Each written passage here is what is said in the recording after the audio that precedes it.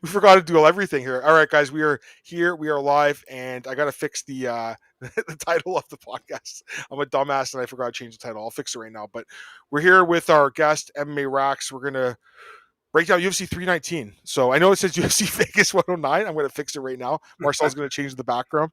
But yeah, I'll get that fixed up, guys, and we'll get going here. But yeah, I'm excited to talk about this card, UFC 319. Great card, man. Some really tough fights to pick. I'll say that too. So, anyways, George, we just talked about UFC Vegas 109. You were in the comments, but Right. any thoughts really quickly on that card while I set up the card in the back here? I think it continued the trend of these cards that like don't necessarily have a lot of divisional relevance. Like the ones that have the lower expectations tend to satisfy more just because people aren't expecting as much.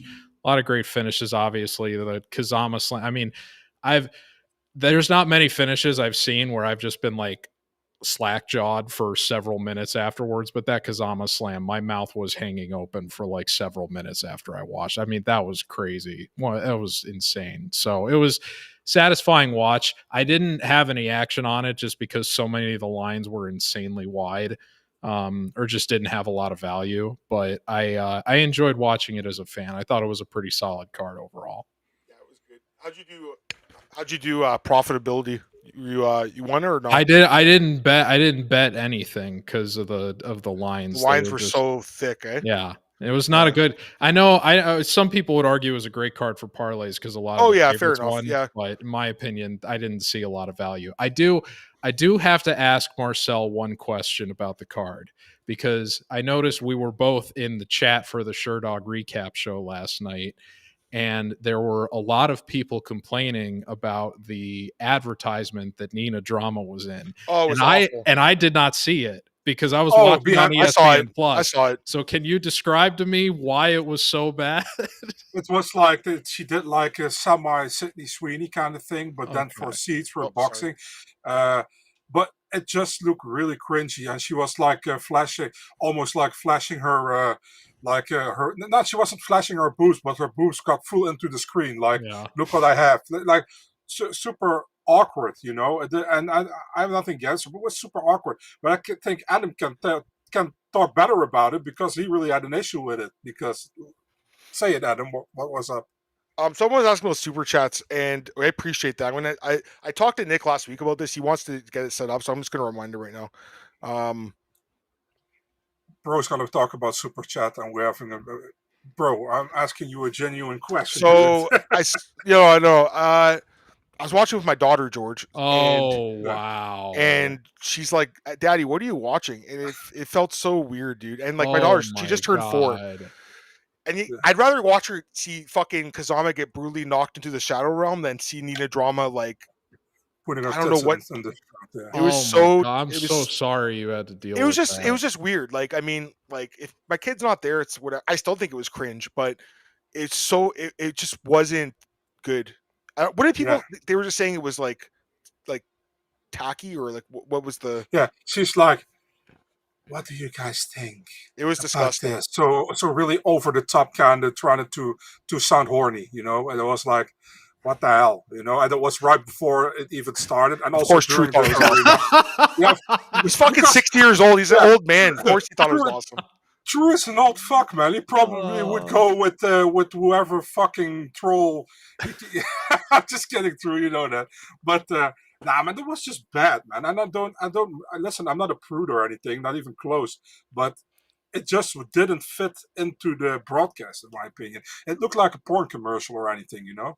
A porn advertisement. No, it really did. By the way, I just tweeted out the podcast. I fixed the title. I'm so sorry, guys. I mean, if she would be making commercials for condoms or something, that would have been a perfect commercial, you know what I mean? So yeah. By the way, I just checked my Twitter. I saw your tweets. But the UFC also good for him. Glad he's okay. The UFC also posted that clip on their Instagram, so I will send it to you, George, so you can see it yourself. I thought I saw her doing some kind of boxing promo, but honest, I never need to engage with anything that she. You know what? If she goes to TKO boxing, I'm fine with it. Like I don't have a problem with Nina. Like she's doing her thing. She's grinding. She's got an audience. I'm not part of the audience. I'm not part of it. You know, like. I don't have anything against the girl. I don't like her content, Same. you know, personally.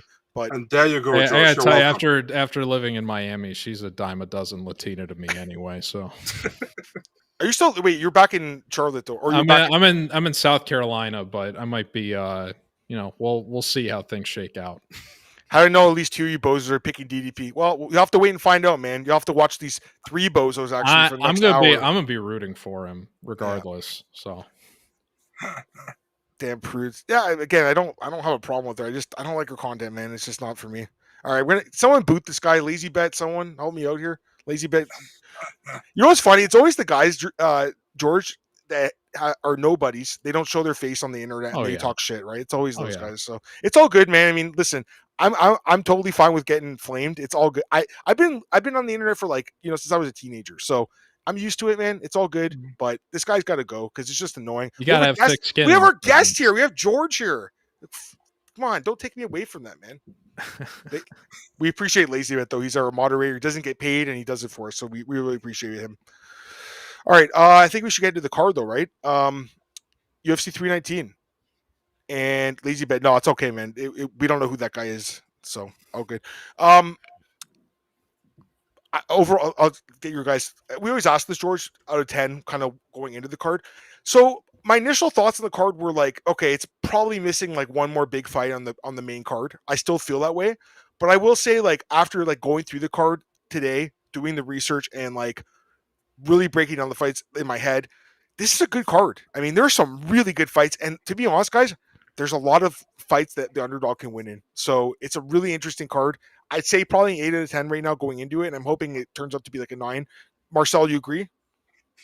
Yeah, man. When I first look at the card, I was like, yeah, but it's an okay card, I think. But to be really honest, you got to be honest here, man. If the main event doesn't happen, then the card goes down 3 grades, probably. So it'll happen. Hopefully, Hamza. Yeah, but you know what I mean. So it's pretty top heavy still, but it's an okay card. I think it's a competitive card. You said 8 as well, or 7.5. George?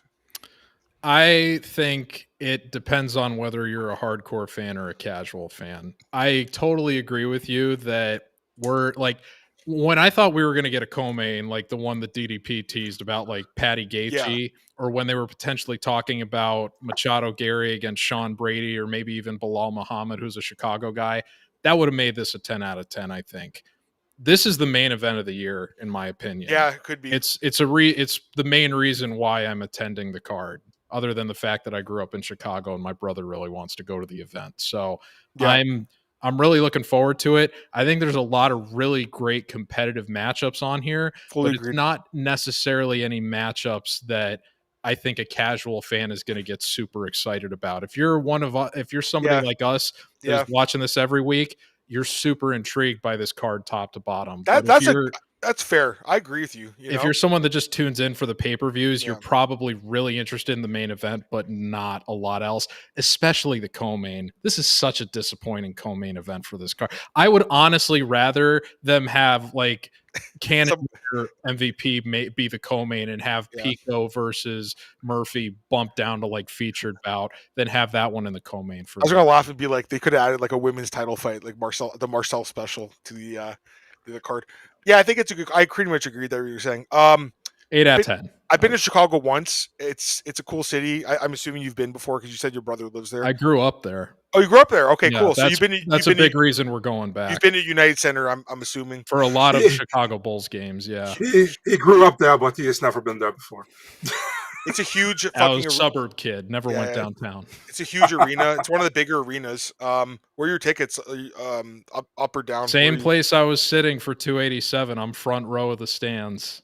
Front row, like so 100 level or 100 level front row, like probably about, I'd say 50 feet or so behind where the commentary booth is. Oh, beautiful. So you paid a pretty penny for them. Yeah, you could say that. But I haven't taken vacation this year. So you know what, man? And here's the thing, like, and I tell everyone this, like, life's all about experiences. Like, it really is. And like, when you're dead, like, what's that money going to really do? So you got to enjoy your life a little bit too. I think it's awesome you're going, man. I hope you have a good time. I hope the card's amazing and it's not like you don't have like like a shitty. I hope the main event happens. I was gonna say, I hope you don't have like a shitty weigh-in where it doesn't happen. So. They're gonna give Chimaev a lot of grace with the box and towel trick, whatever he needs. They're gonna bend the rules to let him make weight if he needs it for sure. Is there a backup still? Imavov is not the backup anymore. Or is he still? Ohio's the backup? Ohio, I think. Interesting. Yeah. Really? So he's gonna make Imavov didn't want to do it. So he's gonna make weight and then make weight 2 weeks later. That's okay. Interesting. I mean, he's pretty much at every event, so why not? Fair enough. All right. Listen, guys, there's like 14 fights to break down. So I as much as I want to answer some of the off-topic questions, we really have to get going here because it's already 9:30. I haven't really eaten anything. I know George you're also in Eastern time. And Marcel, it's 3:30 in the morning for this guy, and he wants to get in a few more 2-minute sessions of Tony Hawk before he goes to bed. So let's get going here. You guys killed me with that McDonald's talk on the show because I haven't eaten today either. I'm getting ready to go to Waffle House after. Oh, I know you are. That's open 24/7, right? Yeah, 100%. Jackson, what's up, brother? And then there's a few other guys in the chat. I saw Glenn. There's a few other people. We appreciate you, man. And what's this guy?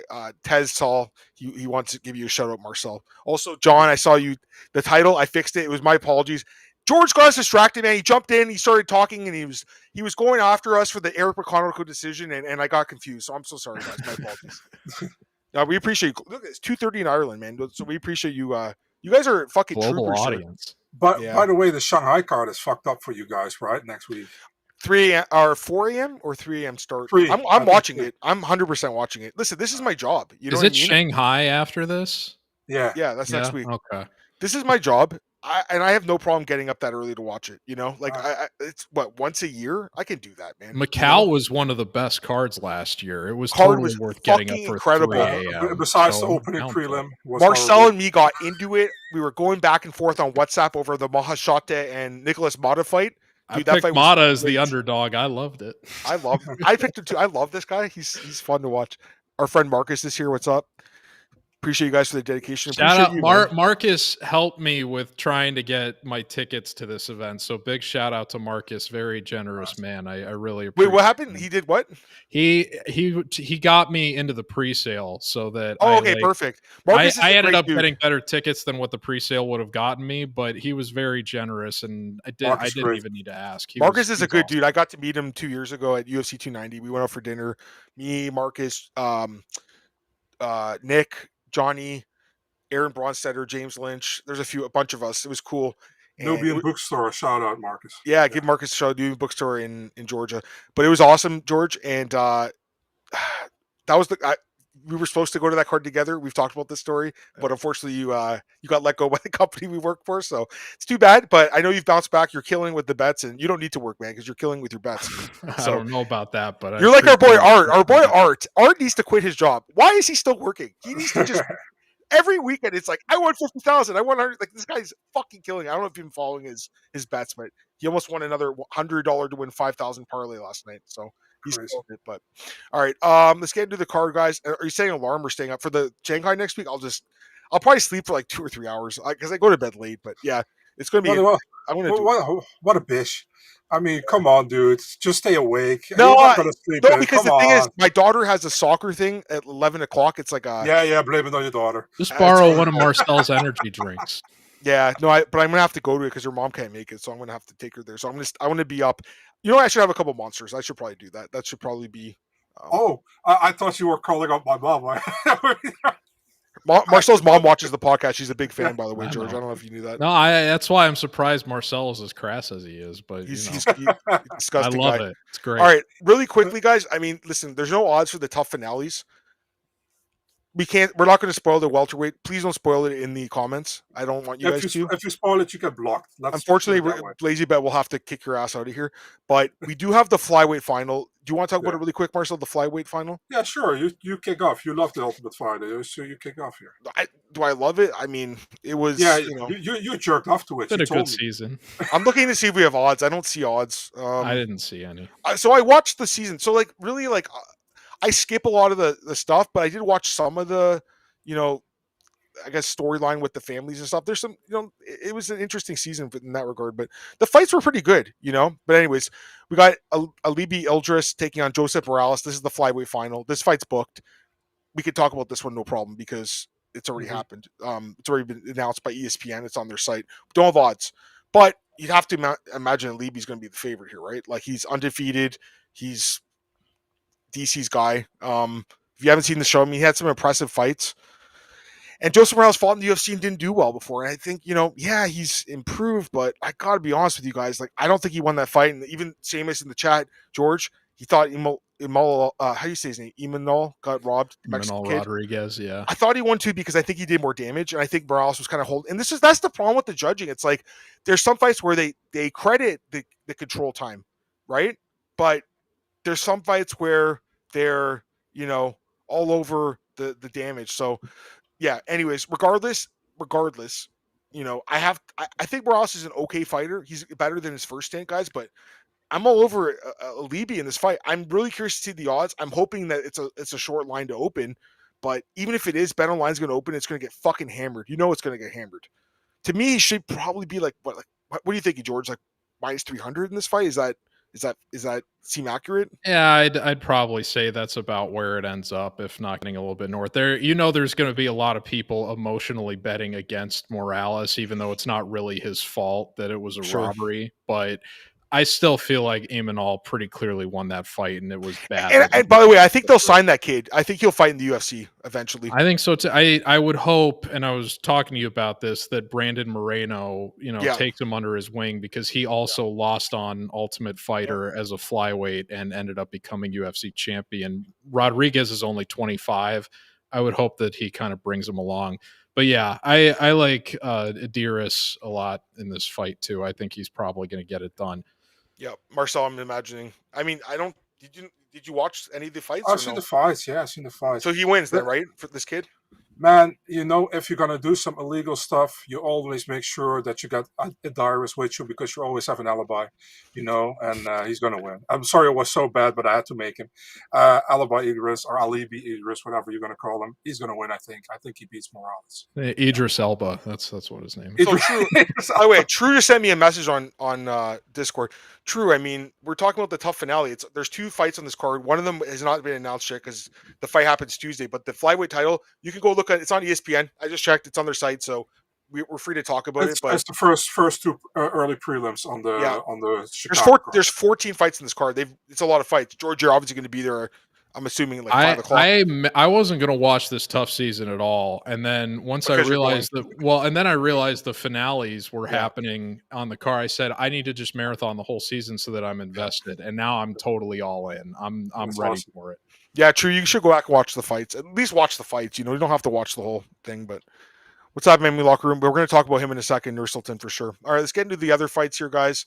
All right, let's start with this. Again, there's another tough finale. We're not going to talk about it right now. Let's go with this fight here. Karine Silva against Dione the Witch Barboza, Marcel. And interesting odds for an interesting fight. Because, again, this card's interesting. There's a lot of fights that can go either way, and this is another one, I think. Karine Silva minus 200, Dione the Witch Barboza plus 170. I'll start with our guest, George. Your thoughts? Hit the button for me, Marcel. I gotta go with Barbosa here. Karine Silva's last performance was so bad, and it's only aged more dreadfully after Viviane Araújo got cut. Even though I picked her to beat Tracy Cortez, it was a really, really awful performance. Silva's coming in on over 2 times as long of a layoff as Barbosa is because I believe she submitted Belbita in her last fight in the UFC earlier this year. Mm-hmm. I think that the fight that Silva just had most recently confirms the skepticism that people had about her gas tank. And she doesn't nearly have the experience. She's got half as much experience as Barbosa does going the distance, and she's not nearly as successful going the distance as Barbosa is. And most women's MMA fights tend to go the distance. So if Barbosa gets out of round 1 here, I think that she's in a great position to not only win, but get her second win against Karine Silva. She already beat her 6 years ago. And obviously, Silva's improved since then because she's 31 years old now. Yep. But Barbosa's only 33 herself, so it would be far-fetched to think that she hasn't improved as a fighter in the time since the 2 of them last fought. So I think this is a really wide line here, and I got to take the underdog here. Marcel? Let's go. I'm also on Barbosa, man. Yeah. I mean, listen, I like Karine a lot as well, but at the same time, if you look at Karine, she got like early finishes in her UFC fights, And you also saw against Ariana de Silva, she won, but it was also not convincing, She had troubles, and in the last fight, she looked not really good. I think Barbosa is a bad style matchup for her, to be really honest, and I think Barbosa wins. She even can get a finish, I think, but I'm going with decision win. I think she wins at least 2 out of 3 rounds.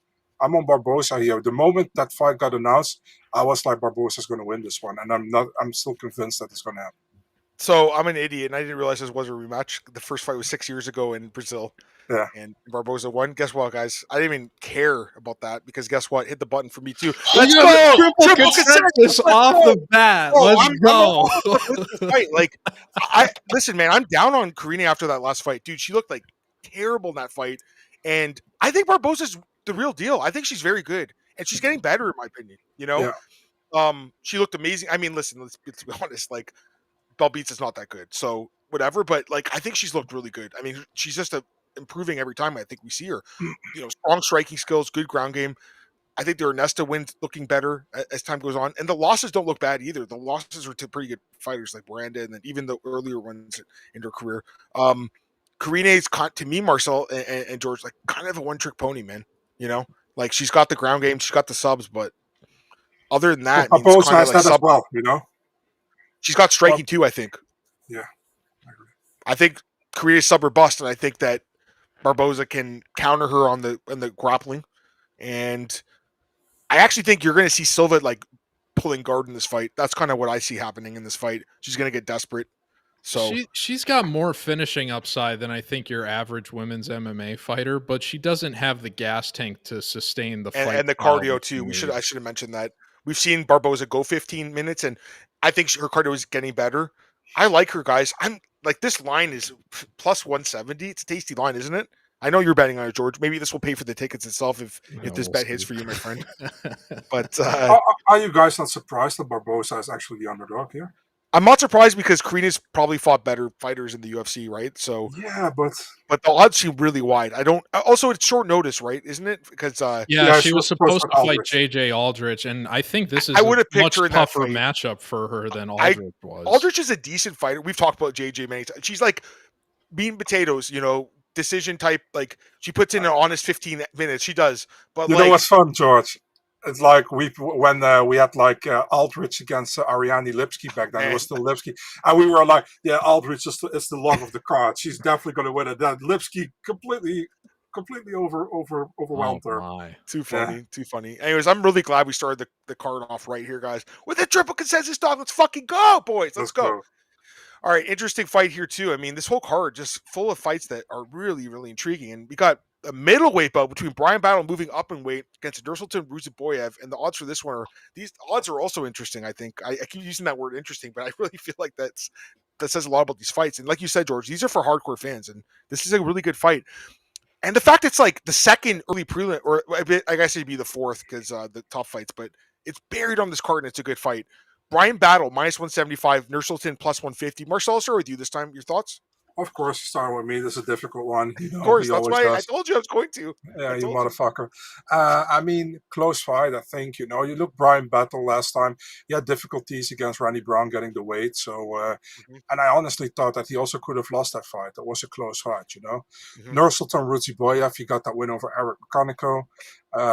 Yeah, and I picked Mechanico in that fight. Yeah, I remember. Don't remember me, Adam. I know. And that's why I'm not that high on Nursulton, although I think he's decent, At the same time, Bryan Battle has shown more to me so far, but they're going to be a massive height advantage, I think, here for Nursulton, by the way, because he's pretty high. 6'5", he's huge. Yeah, he's huge. So, man, this for me is a difficult one. If I look pure at quality, I would have to go with Battle here, but man, I'm not sure at all. I think Nursulton can also win this fight. I'm going with Battle by decision, close fight, but man, I wouldn't be surprised if Nursulton pulls it off. George? So, relative to what Marcel just said, I'll give a quick plug to fellow MMA Oddsbreaker member, Reed Kuhn, who wrote the Fightnomics book. You familiar with him? Of course, I have the book. So he's got one of the most interesting things that I think he wrote about in that book, and Marcel, you might find this interesting, was that he has a whole chapter where he talks about how a height advantage isn't really an advantage unless a fighter has the reach advantage to match. True. And if the fighter that is shorter actually, if there's no reach advantage involved, the shorter fighter usually has an easier time finding the taller fighter's chin. So I actually think this is a really good matchup for Bryan Battle, especially making his middleweight debut.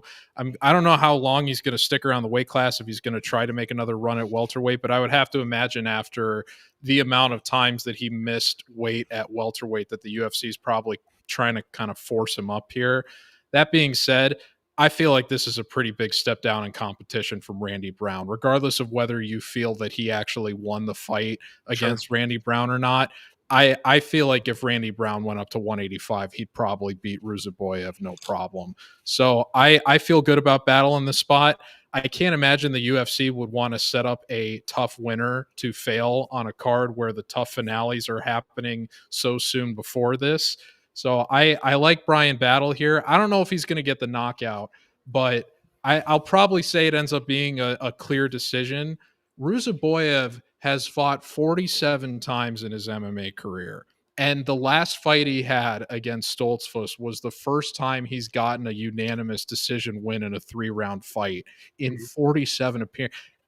He is not good going the distance in his career historically at all. I think Battle's in a good position to take advantage of that. So I'm going to say Bryan Battle gets a 29-28, but it's very, very decisive and wins going, looks stronger as the fight progresses. Good breakdown. I want to say, like, as far as the Fightnomics book, so I have a copy of that book. I met Reed. I actually got to meet Reed once. UFC Nick Diaz versus GSP. He was in Montreal. We had beers together, and he signed my book. So I got the book signed and everything. I got it on my desk. Right here. Is it signed? Is it signed? It's not signed. You gotta get it signed. You gotta meet Reed in Vegas one of these days. Yeah, for sure. Reed's a super, super interesting guy. By the way, did you know that his sister was brutally murdered by this like neo-Nazi guy? It was in the news a few years ago. Wow. You should read about it. It's really horrible. It was like his like niece's boyfriend or something. It was like a family atrocity. It was horrible. But Reed's such a good guy. And I remember that happened. I sent him a message like, dude, I can't believe this happened. He actually tweets about it sometimes. You know, he'll give updates on the guy in jail and stuff. But it's horrible. You should read about it. I see him tweet about wine and steak a lot. He's a big fan about that. But I will say, just getting back to the book, it's a great book if anyone hasn't read it, but I would like to see it updated one day. I think it'd be amazing because this book came out in 2013, I think. Yeah, it's like 12 years old. But there's a lot of principles from that book I still like take to this day. Like he talks a lot about layoffs. He talks a lot about age. He talks about reach advantages. He talks about southpaw advantage, which we don't talk about enough on the show. Southpaw advantage is something that, you know, it helps. And those are all things I value very heavily in my own analysis. It's a really good book. So I wanted to give Reed a shout out. He's a good dude. Yeah, I pretty much agree with you guys. Like, I'm going to lean Battle too. I don't feel like super confident. You know, it's kind of a weird fight just because Ruziboev is so big. That's the problem. Because Battle, you know, he's kind of being a bit of a weight bully, let's be honest. I do think he's just a better fighter though. And like, I still kind of get fraudulent vibes from this Ruziboev guy. I don't know if you guys think that. I don't know. Am I crazy? Like, I still don't think his level of competition's been that good. Like, the Bruno Ferreira, that's a nice win. But like the other ones, like Dumas is not good. McConaughey's not good. Stoltzfus is like, he's mid. And then Buckley like dominated him, right? And then with Battle, it's like, yeah, the Brown fight was close. I think it could have gone either way, honestly. I think he belongs. I just don't ever see him being like a ranked guy at middleweight. Yeah, I think Battle could break into the top 15. He's very good. You know, he's the better striker here, I think. His takedown defense is not very good, but I guess I still think it's being hurt by that fight with Renat, where he got taken down so easily. You know, if that fight doesn't happen, the number looks a little better. And again, the cardio is in his favor. And to be honest with you guys, maybe he looks a lot better at middleweight. So I'll just finish it off here. I like I like Bryan Battle to win this fight. I love Randy Brown. You guys know I'm a huge I think Randy Brown is like the most underrated fighter in the UFC. He should be ranked. It's crazy. He's not ranked. He's so good. Anyways, I like Bryan Battle by decision. All right, let's go to the next fight here, guys. I mean, fuck. You talk about, this is another kind of tough one, I would think, you know? Yeah, you go first on this one. Fine. All right, let's go for this one, guys. We got Edson Jr. Barboza taking on Drakkar Klose, and odds for this one have Edson minus 150, Klose plus 130. So, George, I got to see Edson's first fight in the UFC. That was the first UFC card I went to in person, UFC 123, Rampage Machida, and Barboza fought this guy named Mike Lulo. I think that was his only fight in the UFC. Marcel remembers this fight. He lit this dude up with leg kicks like I've never seen. This is like the first time I've seen a UFC card. I was like, holy fucking shit. This is 15 years ago. Incredible performance. So and then a few months later, he knocked out Terry Adam with that spinning wheel kick. He's literally one of my favorite fighters of all time. I absolutely love Edson Barboza. I think he's pound for pound, one of the most exciting guys. He's not going in the Hall of Fame. He's never won a belt, but I love him so much. And anytime Barboza's fighting, I'm fucking glued to the TV because it's going to be a good fight. Like, has he ever had a bad fight? I don't think so. He's also fought, all the best guys. That being said, guys, at this point of his career, I mean, both guys are older in this fight, but Edson's 39. He's 39. He fights basically once a year now. His chin is kind of compromised now. He's going back up in weight, which is interesting. Maybe his chin will look better, but I don't know. I mean, I know Klose got knocked down in his last fight, but here's the thing with this fight. It's like, and Klose is not young either. He's 37, so he's 88 birthday like me.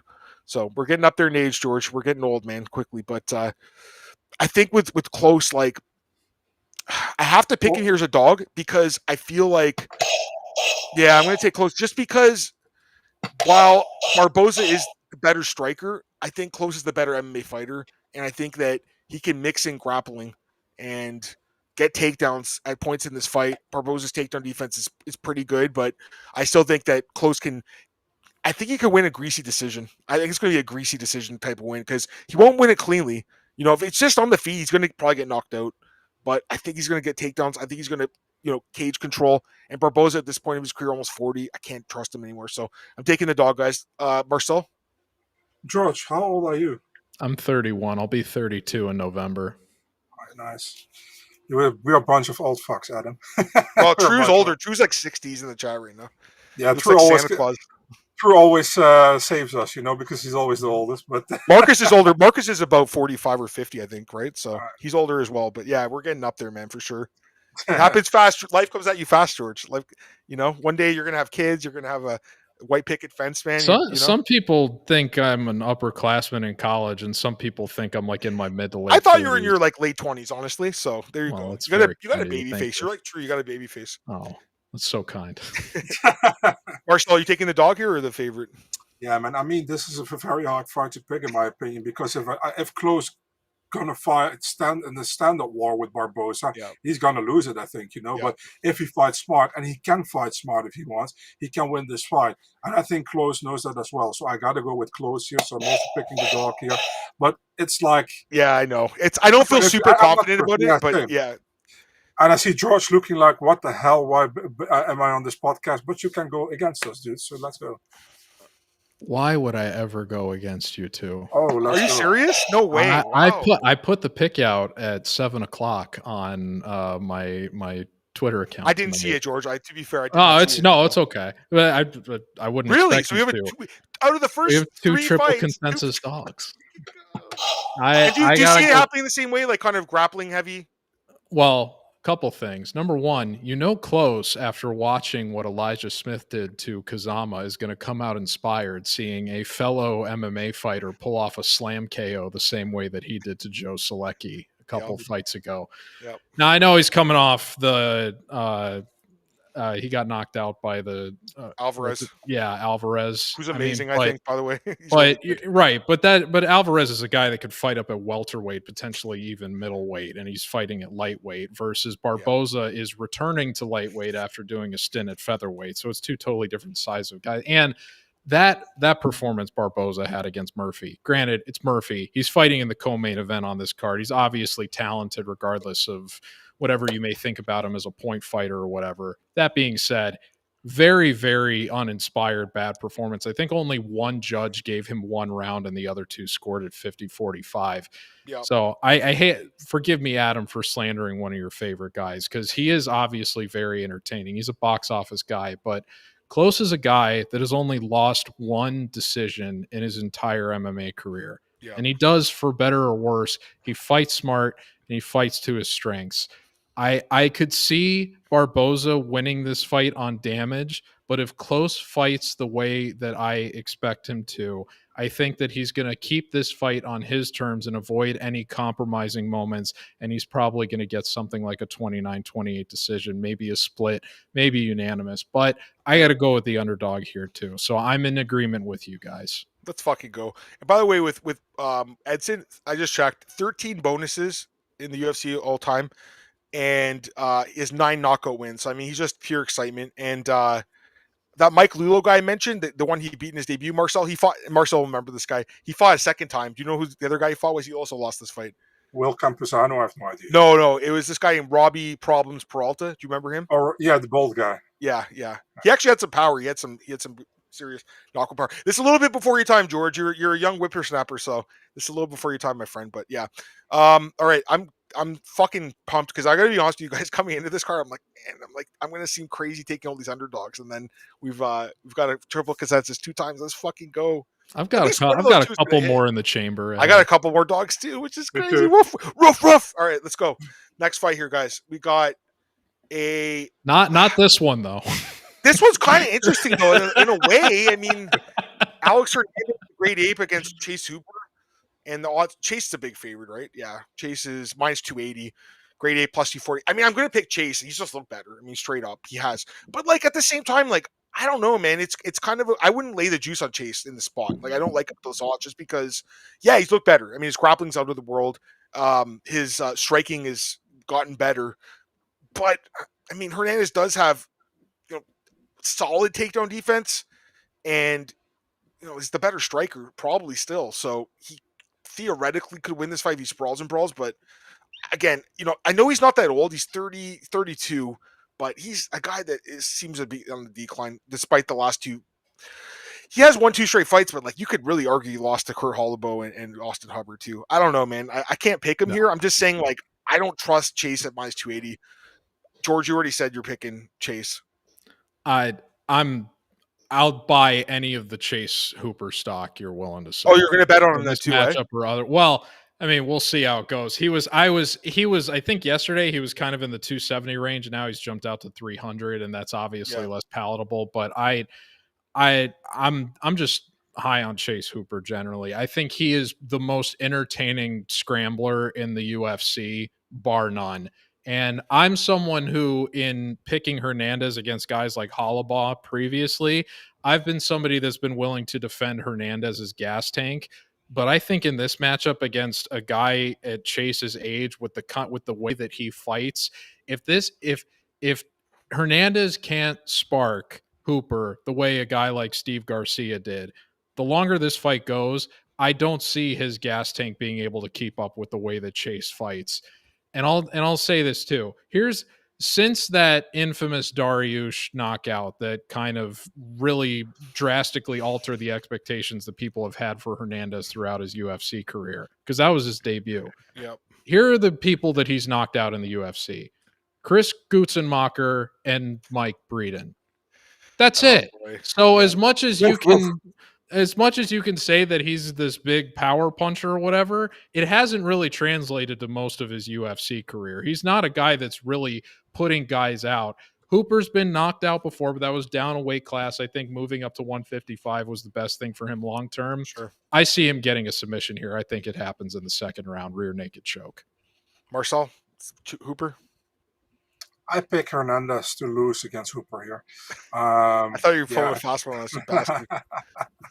No, I'm also on Hooper. I think Hooper is like, how do you say that? It's like improving every time he gets into the octagon. Before that he was like really grappling heavy, but he also getting good hands now, I feel like. Yep. And he did great in his last couple of fights, I think. And I really like his improvements he has made. He's a fun guy as well, He's pretty popular, I think. The funny thing is, like with Chase Hooper, if you would see him on the street, you would like, that's not the fighter or something. That's not something you would think he would be a fighter, but he's pretty good, when he came in the UFC, I was like, maybe it's a little bit too early, but right now I see the potential a lot. And I'm also on Hooper here. I even think he can finish the fight. The experience he has at 25 years old already is so crazy. Honestly, one of my favorite fighters I'm looking forward to see on this card. Live. I'm so excited to watch him do his thing. I think he can be a contender eventually. I think he's in a good position to do that because his ground game at his age is so. I wish he would go to a gym like American Kickboxing or something, the way that they helped out guys like DC that already have elite ground games. If he just gets striking that can make him passable against the other elite strikers at lightweight, I think the sky's the limit for this guy. He's so good and so creative on the ground. So I actually saw his UFC debut live. He fought this guy, Daniel. Was it Daniel? Daniel Taylor. There was two. There was David and Daniel. David was very good. Daniel wasn't so good, but it was crazy. So I went with my action. We were just there in Vegas, and we had like nosebleed seats. I wasn't covering his meet. We just went as a fan, but it was like somehow we got put in the Chase Hooper cheering section. My ears are still ringing from the fucking fans behind us. Come on, Chase, kill him, Chase. It was so loud, dude. It was so loud.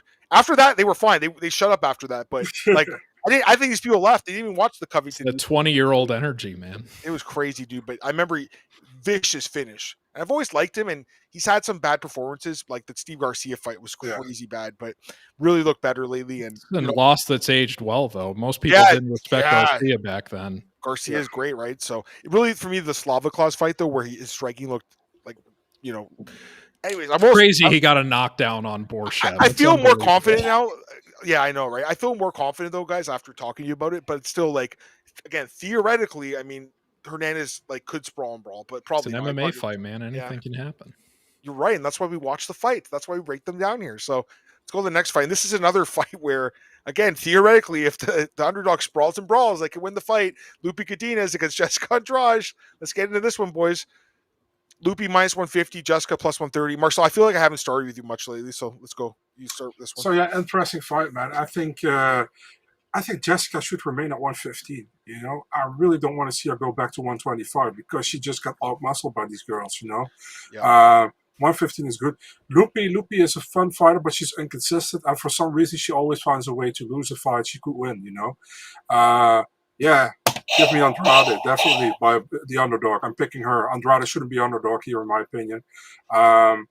Is she going to finish her? It's pretty likely, I think. But at the same time, a decision would also not surprise me, But, man, Godinez is too inconsistent for me. And Andrade is still pretty good at 115. 125, she's not good enough, But 115, she does her work. She does well, I think, overall. Give me Andrade by decision. Fuck it. George? So let me ask you guys something. Did you guys play sports when you were younger? Yeah, I still play sports. Yeah. Okay. I haven't been recently, but I did play. I played varsity football all 4 years when I was in high I school. played 2 years of football. American football, not I played soccer. 2 years of American football. So, have you guys ever had to poop your pants when you've been playing sports? I've had to prairie dog it a few times. Oh yeah, it's happened to me twice. And the reason I am being that transparent and honest, you had to shit your pants in the last fight. I have so much respect for what Loopy, the way that she gritted her way through that last round of that Pilastree fight. We can laugh, and people are going to be making the poopy Godinez jokes all week. But she did it herself, by the way. I mean, she could have shit her pants. She didn't have to admit that. Yoel Romero shit his pants. Justin Keith shit her pants. It happens. It's a fight, Tim Sylvia shit his pants once too. I did not know that. That's very they shit their pants in the octagon, dude. You said Romero did that? Yoel Romero did. Yeah. And here's the thing, you're locked in a cage, where else are you gonna go? Humberto Brown also. Humberto Brown. You should be like, I like the Humberto Brown fight because his name was Brown. But what are you gonna do? Ask the ref, like, Chris Dione, can you open the cage so I can go take a shit and I'll come back and fight? Really probably just say it was accidental. You didn't mean to do it. Chris Dione should wipe it off just for him, I'm sorry. I think that really speaks to her result to be able to go through that, because there's some people that would say that she didn't win the last round of that fight, and I think probably it was a 29-28, but she did take the first 10 minutes. But I mean, for her, she could have quit in the interest of needing to go take care of business, and the fact that she didn't and got through that, and nobody would have known if she didn't admit that in the post-fight interviews, I think that's something impressive. Now, is she going to beat Andrade because she didn't poop her pants against Pilastre? No. But I just felt it was something worth mentioning relative to who she is as a fighter. If she fights smart, and she fought smart against Pilastre, I think she beats Andrade. I mean, the attrition Andrade has at this, I mean, she's been finished 10 times. Yeah. That's a lot. And Loopy's never been finished once. So I have to imagine, even as hard as Andrade hits, she can still take a pretty decent shot from Jessica. I think she's probably going to get a unanimous decision here, but I expect it to be a really good competitive fight. I'm glad it's not on the main card, because when it was one of the first fights booked for this card and there wasn't a lot of other stuff elsewhere, I thought, gosh, if this ends up being one of the fights that they try to sell the pay-per-view with, we're in big trouble here. Yeah, did you hear that Mick Maynard is not going to be attending Chicago because there are no heavyweights? No, there's no heavyweights, no light heavyweights either, right? It's only under 185 and under. Perfect. Yeah, I mean, terrible thing. I guess it's my turn. Yeah, I mean, like I love Andrade. I mean, she's been in the UFC so long. It's crazy. She used to fight 135. Remember the Carmouche fight, Marcel, her debut, where she just got taken down and beat up, and that loss aged pretty well. Pennington, she fought in their third fight. It's just crazy, dude, how long she's been around. And George, I probably told you this, but I saw her once fight once. I went to Brazil once. I think I've told Marcel about this. UFC 237. She fought Rose. I went to Brazil with Aaron Bronstetter. Poker Star sent us down there for literally 2 days.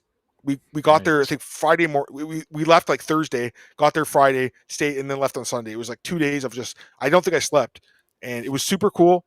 We took a flight with Michael Bisping. He was on our flight. Ryan Spann was on our flight. He fought Little Nog on that. That's where I saw Ryan Spann in person. I'm like, I'm 6'3", George. He's 6'5". He's fucking huge. I'm like, how does this guy, he used to make middleweight. How is that possible? But anyways, I saw Jessica slam Rose, and it was incredible. I bet on her as an underdog, and I was like, fuck yes. You had breakfast with Johnny Walker, right?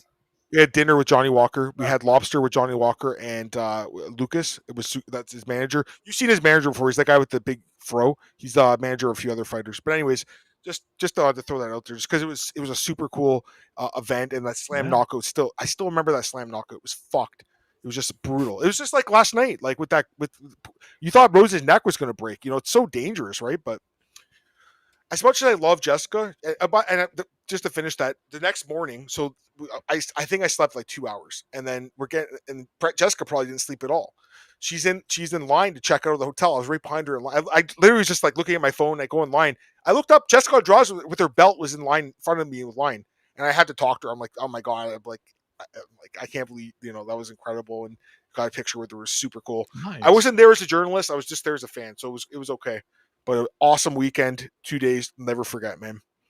As much as I want to pick her here because I love her, I can't do it, dude. She's just taking too much damage, and I don't trust her anymore. So, Marcel, I thought about it. I really did think about it. The problem with Loopy is that she's just so inconsistent, right? But theoretically, that's my big word of the night. If she fights smart, if she wrestles, she probably wins a decision here. And I think she'll fight smart. George, he just doesn't want to lose you as on the podcast. That's why he's on. I don't want George. I want George to come back as a guest. It would take something much more drastic than a dissenting pick. I'm so grateful you guys would have me. Oh, we appreciate you coming on, man. You always give good insight. I'm going to take Godinez, but I think the fight probably. I think she'll win decision. This is the first fight we've disagreed on. Yeah, that's a good thing too. Having dissension's always fun in the podcast, especially. It's just too bad we didn't have the McConaughey and Brundage fight to actually break down last week. That would have been fun. You should have seen the WhatsApp messages, man. They were getting really fiery, George. The whole reason I was there for the recap. I wanted to see it. To be really honest, you picked Brundage at first, so maybe if we did the podcast, you would have picked Brundage. I would have, but I'm glad I saw the weigh-ins where Cody looked like he literally just got off the couch, which he did. So that wasn't the good. You don't know if he did. Cody won that fight, man. That was ridiculous. My boy, Eric McConaughey, my boy now. By the way, people were joking about Marcel on the infamous Andrade OnlyFans pics. George, you seen him, George? You seen him? There's a capper that I like on Twitter. His name is Deluxe Better. And back before he rebranded, nobody knew who he was. He had less than 100 followers. His banner was Like it was the Andrade flaring her butthole, Oh, but his profile pic, the circle, was covering the part that would have showed her butthole, and it was I thought it was always very funny. I actually feel bad for her because like she went through a divorce, and this chick that she was married to like took all of her money. She was forced to fight like 10 times in 2 years, and she had to do fucking OnlyFans and put pictures of her pussy and butthole on the internet. That's been a big storyline of her recent fights, is that people are like, is she just fighting to get paid at this point? Because she's not really. She's taking so many fights. By the way, you're lucky you haven't seen the Gabby Garcia videos. Don't look that up, because Marcel posted it in our private Discord, and he's a disgusting pig. I'm still trying to figure out if I want to see that Ayin Perez video or not. I've heard very mixed reviews. What, the sucky that one? I don't know what happens. Bro, I've just heard mixed opinions. Dude, it's crazy how many women MMA fighters do porn. Basically, they just do porn. Jessica I, Marina Moroz. You should see Jessica I take one in the eye, George. No, the funniest one is that guy, that journalist. That who was it? What's her name?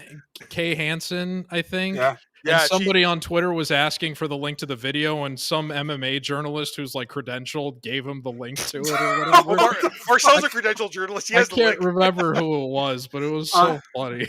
Yeah, I've seen the Kay Hansen videos. I used to think she was hot, but then I saw the video. After Marcel said she looked like Axl Rose, I stopped thinking she was hot. So does Perez have an only? Probably. I mean, Antoine, I don't know. Hit that up. Why would you pay for this stuff? You could just Google this shit, dude. It's just like that's like subscribe to a porn website, guys. Come on, man. The number one rule of the internet is why pay for something when you can get it for free. That's crazy. At least look at Win. I mean, that's nice to look at. Win's hot. Clayton. So James Lynch has a Discord. There's a bunch of us. A lot of the guys in the chat are in the Discord. Marcel's in the Discord. It's fun. George, you should join the Discord. It's fun. It's like $3 or something to join. It's awesome. And you'll always have access. Yeah, you we'd love to have you in there. And yeah, we had the Hall of Fame discussion. George wasn't part of that, but me and Marcel, we talked about it. Jessica's a lock for the Hall of Fame. She's one of the best women fighters of all time. Easily. Yeah. But Jessica I. Jessica I's a lock for the MMA porn Hall of Fame, probably, but not the. Andrade, of course. No, I saw the I message above it. Sorry. Yeah. Oh, the one by True, the eye, Jessica eye glue. Oh yeah. Yeah, she takes a shot in the eye. That's for sure. My god. Marcel has to. I don't know where he finds this stuff, man. He's just a pig, dude. It's on the block, I see sometimes. He's a journalist, man. He's plugged in. He knows the game, the ins and outs. Mills got it funny. He says, "Just go see a girl and tell him you know Marcel, the guy who breaks fights on that gets girls." Marcel, there are serious people paying shit for that. Apparently, man, never paid anything. So I mean, Marcel's got the links. He found some like website that has like I don't know, these guys like they get the stuff, they post it for free. Marcel does. He has all the links. He does. He's the guy. Send him a DM. He'll probably hook you up. He's the credentialed journalist George was talking about. I don't know. All right, we got to start talking about this stuff, guys, because first I was hungry and I don't want to get horny while I'm doing the podcast. That's for Andrade. Jesus, 12 minutes about that stupid fight. Let's go to the next one. Half of it was the fight, half of it was the eye glue. So let's go to the next fight. We got okay, this fight's interesting. Gerald Meerschaert against Michal Oleksiejczuk. Odds for this one: Michal -210, Gerald +180. George, I'll start with you. Mr. Michal Oleksiejczuk is one of my favorite fighters, bar none. I'm so happy that I get to see him perform here. At UFC Singapore 2 years ago, I will never understand why he did this, but I'm so grateful he did. When he was supposed to fight Chidi, when he fought Chidi and Jaquani, the week of the fight, he posted a picture of him and all of the people from his gym for his camp that he did before he went to Fighting Nerds, so his old gym in Poland. And he saw me pick him during the week, put out the pic for it, and he tagged me in his cornerman photo. And I have no idea why he did it, but I'm so grateful that he did. And then, like 3 hours before he fought Chidi, he retweeted all of the parlays that I put him in. And then he went out there and he knocked out Chidi. He made me a fan for life after he did that. Obviously, this is a straight up striker versus grappler matchup. And Meerschaert, of course, the thing with him is you don't get rid of him early. He comes back and subs you late. And Oleksiejczuk has been subbed plenty of times. But the guy, I saw Meerschaert fight Joe Pyfer at UFC 287, the last event I went to live, and I was all the way in on Pyfer there because I was very confident he was just going to knock out Meerschaert given the stage of his career that he's at. Same thing I expect here, especially with Oleksiejczuk now being at a legit gym like Fighting Nerds. I think that he's in a great position for success. And I'll tell you guys this too, because as non-Americans, you may not be privy to this. One of my favorite I grew up in Chicago. I mentioned that. One of my favorite facts about the city is that the Polish population in Chicago is actually higher than it is in Warsaw, which is literally the capital of Poland. Meat packing back in the day, right? They call them, yeah. Well, so the funny thing about that is that that's a big industry up in like Wisconsin also, which is where Meerschaert is from. But because of the Polish population in Chicago, I expect the crowd to be firmly behind Oleksiejczuk here. So I think that that's a big reason they put him on the card. I think that Oleksiejczuk is going to knock him out round one. I'm very confident, probably one of my most confident picks of the card, to be honest. I love Oleksiejczuk in this spot, and I'm going to go nuts if he wins. Marcel? So yeah, unfortunately, Adam, you're probably the only one with a dog pick here because I'm also going with Oleksiejczuk. I think Oleksiejczuk is very underrated, actually, man, in the UFC. You know, I always liked him. I have to tell this, Adam. You and Alex picked Dumas against him, which was still like a what the fuck moment for me. To this day, that fight was stopped too early. Yeah, you can suck it. It was a little bit early, but Oleksiejczuk would have got him out of it. Yeah, would have got him out of it. I think Oleksiejczuk can win here, definitely. I think, listen, there is a possibility Meerschaert catching him with a submission. There's always a possibility with Gerald Meerschaert. I wouldn't be surprised. But for me, Michal has went to Fighting Nerds. He looked good last time. I like him in this spot, man. I'm going also with Oleksiejczuk. I think he knocks Meerschaert probably out in the first or second round. But these comments are hilarious. Pierogi power. Pierogies are amazing. That is a huge staple of the Polish cuisine. Pierogi fest. By the way, True's from like Chicago, so he's another Chicago guy.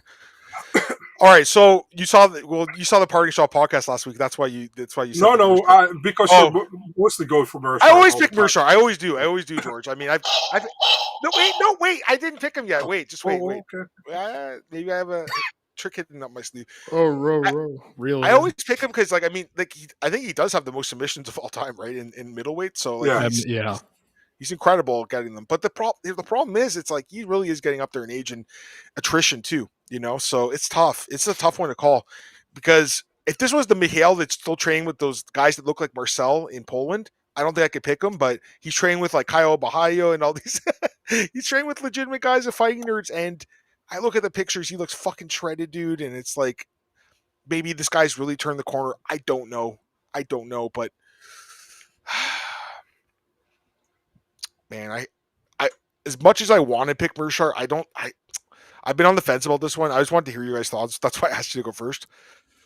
I guess I have to pick the guy who's so much younger and has so much knockout power against the old guy that's probably going to get knocked out. So I'll go Michal, but I'm not as confident as you, George. I'm not. Because how can you be? It's a guy that's been submitted a bunch against a guy who has a bunch of submissions, and a guy who's been knocked out a bunch with a guy with knockout power. So I won't be surprised if Oleksiejczuk gets submitted. I'm very biased, but I'm also very confident in how I think it plays out. This fight's not going 3 rounds. This fight probably ends under 1.5. I would think this fight.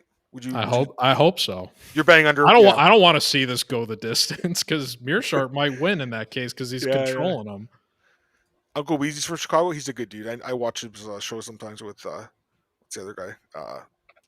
I think they just started Stat Diggers right now. Actually, I've been watching that show on the replays. When I like the Brady guy. He's a nice guy. He's a fellow Ohio State fan. I'm a big fan of Brady too. He's a good dude. Let's go. By the way, to answer Antoine's question, the big thing that makes a Chicago hot dog distinctive from other hot dogs is that they typically put almost everything in them, but they typically put a big pickle wedge in them. Oh, do they? That's what they do? Yeah, that's the big Chicago style dog garnish. So yeah. Oh, he's training. I did see the Nina Drama thing. I saw he wanted. He's like, can we do a video sometime? I wonder if he's talking about like, you know, there was some Fighting Nerds promotion thing they did where John Silva was doing the barking thing, and Prates was smoking a cigarette and everything. By the way, the only guy that was shadowboxing was Oleksiejczuk. I sent you the clip from Nina last night, by the way, George, so you're welcome. I know, but I gotta get through all those OnlyFans videos earlier first. All right, guys, let's get through the last bunch of fights here. We got King Green against Diego Ferreira. This is the prelim main event. I guess I'm a little surprised that two older guys are headlining the prelims because there's a lot of fights on this card, but at the same time, it is a fun fight. So again, probably a fight that doesn't go the distance. And then we got Diego the line's dropping on this one, -150 now, and Bobby or King Green, I should say, +130. I mean, I'm surprised just because, honestly, I like Diego Ferreira a lot in this fight, guys. I really like him in this fight. Yeah. You were unclear. Who's 150 and who's plus the 130? Diego's -150. Bob or King is +130. Favorite, but money's been coming in on Bobby Green last day or so. I don't see why. I mean, honestly, I think Ferreira is really underrated. I think, both guys have been around. They've both been around a long time. I love Bobby Green, and I always got these stories for you. Bobby Green years ago fought James Krause, the infamous gambler James Krause, and there was you've probably seen this fight, George, where there's like a low blow. Marcel knows what I'm talking about. Where what ref was that for that fight? John McCarthy. Not Kim Winslow. It was John McCarthy. He called the fight as a TKO, and people were saying, "Oh, it's a bad stoppage. Should have been a no contest," but John McCarthy was convinced it was like a legal blow to the belt, which I thought it was too. And I remember I tweeted, this is 2013, I was tweeting about this. This was like the last fight for the Troops card. That was they haven't did one in 12 years. They got to do another fight for the Troops card. But I remember tweeting about King, and I was like, I think it was a clean stoppage. And he ended up, reaching out to me, and he's like, dude, I really appreciate you. He's like, I'm a fan of you now, man, because you're a fan of me. So I appreciate you doing that. And then he ended up, I think he might still follow me on Twitter. I don't think he uses it anymore. But he ended up coming on our podcast with James and I back in the day. Marcel, we had partnership with King Bobby Green back then. Nice. We talked to him for about 45 minutes. He was such a cool guy. So I've always liked the guy. He's an amazing boxer. But dude, I mean, he fights so stupid sometimes. Like hands down, bad. His chin is going. His submission defense is bad. Amazing boxing. I don't know how it's going to get you far because he's got him to the UFC and he has 30 fights in the UFC. But against a guy like Ferreira, Ferreira is like such a good striker. He has such good knockout wins in the UFC, and he has good ground game too. And I really like that he's training full time at Fortis and he moved all the way to Dallas. He doesn't have to do that 9-hour drive, which he was doing. That was crazy to me. So I think Ferreira loses to guys like Grant Dawson that can basically crotch sniff for 15 minutes. Dude, there's a reason he's not getting fights. I don't think the UFC likes the way he fights. I mean, that's what I think, George. He doesn't get fights. I think Ferreira is an older guy, but still got something in the tank. And I think King Green's at the end of his career, guys. I think Ferreira finishes him. I think he's going to finish him. And I'm liking the money coming in on him because I like Ferreira a lot. I think he finishes his fight. George, you agree with me? There's 2 fights that have happened within the last 3 years for these guys that I think tell the story of how I expect this one to go. I can't remember what the main event was, but I picked Michael Johnson as an underdog to beat Diego Ferreira when he was coming back from like a 2-year layoff or something. And it was the only fight on the card that I missed. I missed a sweep because of the result that happened. And Michael Johnson was looking like the Michael Johnson that we just saw against Silva. I also bet on him in that fight. He was winning, no question, handily, cruising. Ferreira had no moments of success until he had one, and he put Michael Johnson out cold. Yep. It was bad, eyes straight up canvas bad. And that was when I was like, okay, they say the power is the last thing to go.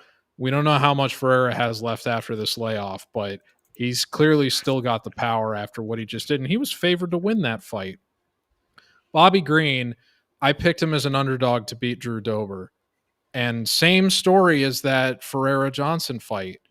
Green is the underdog, dominating, looking great.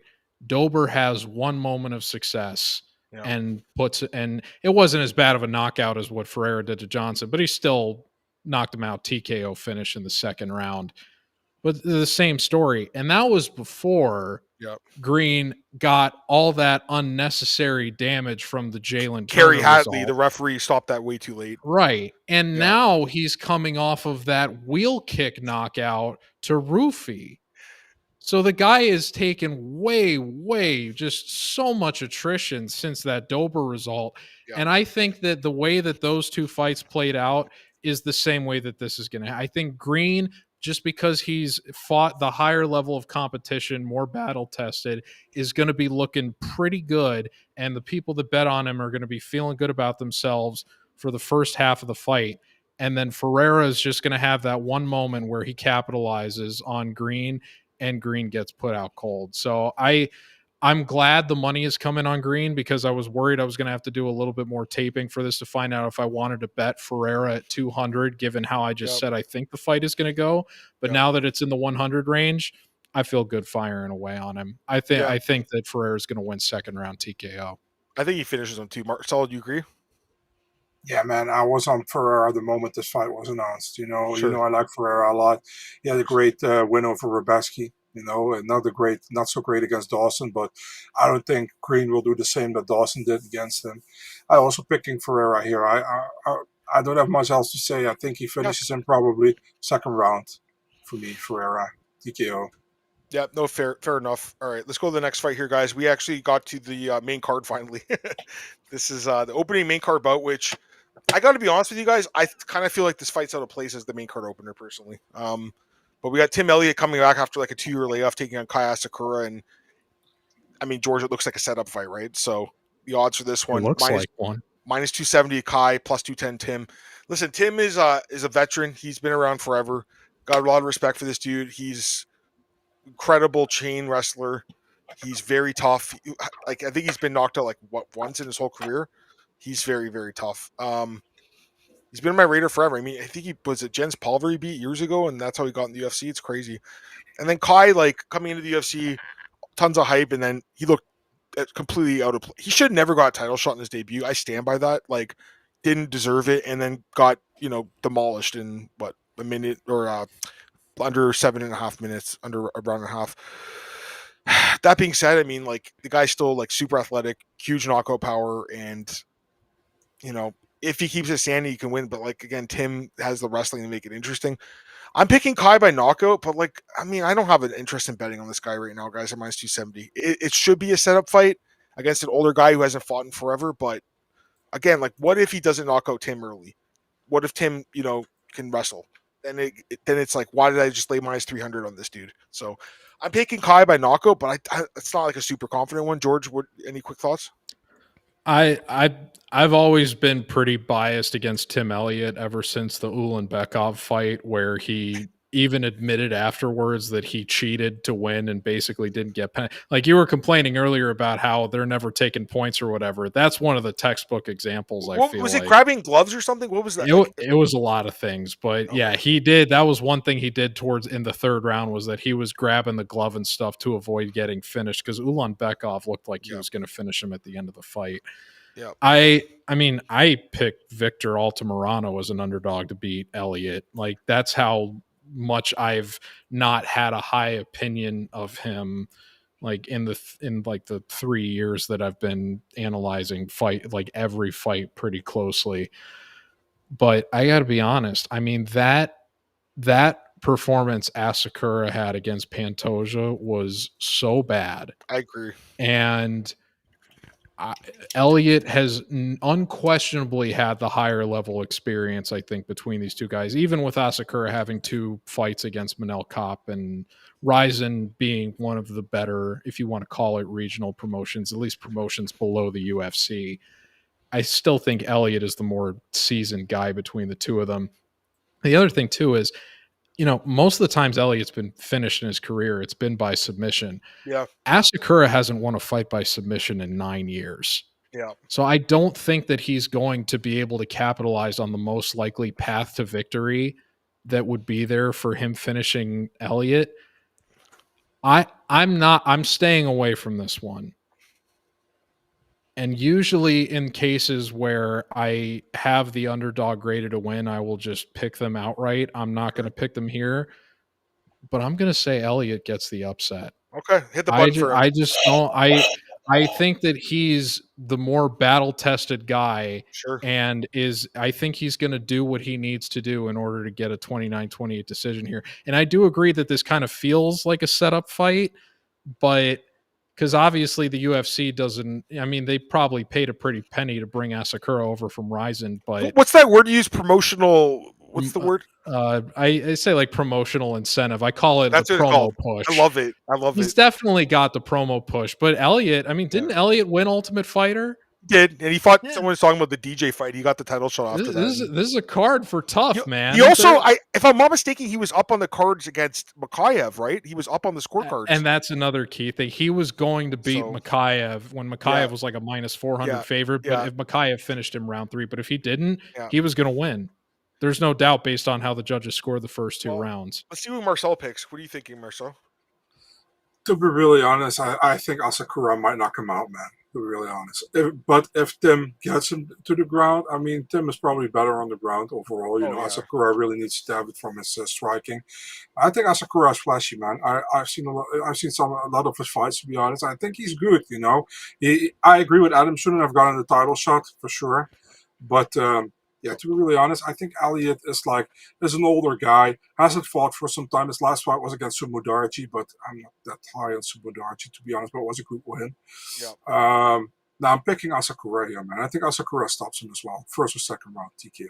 Yeah. All right, let's go to the next fight, guys. We have an interesting middleweight clash here between Michael Page, the former welterweight. Second fight in middleweight here against Gerald Killer Gorilla Cannonier. Odds, Michael Page minus 170, plus 145 on Gerald. I'll start with you, Marcel. Your thoughts? Yeah, man. I mean, this is such a fucking horrible fight to pick, in my opinion. You said that about like half the fights at the card, to be fair. Yeah, it is. But it is. I mean, great matchmaking. Really is. Yeah. MVP, we know how he fights. Tries to be super elusive. Starts to stay out of the on the outside.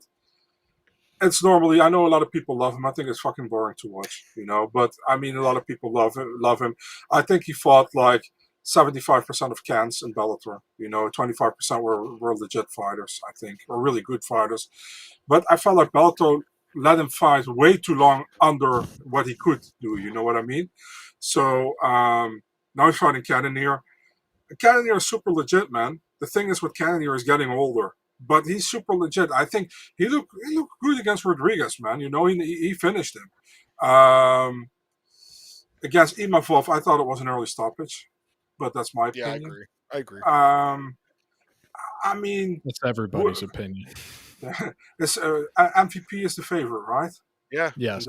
Yeah, I'm picking Cannonier, man. Right, I think Cannonier can do it. Yeah, let's go. Listen, the thing is Cannonier quick enough? That's the only thing that bothers me with picking Cannonier here, you know, because MVP can be super elusive, like I said, but I gotta pick Cannonier, man. I cannot pick MVP against Cannonier. I think Cannonier's more proven, but the thing is he's getting older. Yeah. We'll see. Maybe I'm wrong. By the way, Antoine, it's probably the Cyborg Sanchez one where he crushed his skull, and I think the Pokemon thing was kind of disrespectful, but the knockout itself was pretty awesome. He had some good highlights in Bellator. I mean, I've watched the guy's whole career. I'll go next, George, and then I'll let you go third. God, I hate to say it, but like I think Page wins a boring decision here, guys. That's what I think happens. You know, I prefer Gerald wins. I like Gerald more, but you know, again, you talk about. I mean, both guys are older. Michael Page is what 38, I think. 38, yeah, and Jared's 41. Jesus, and Jared's taking so much. You talk about George's favorite word, attrition.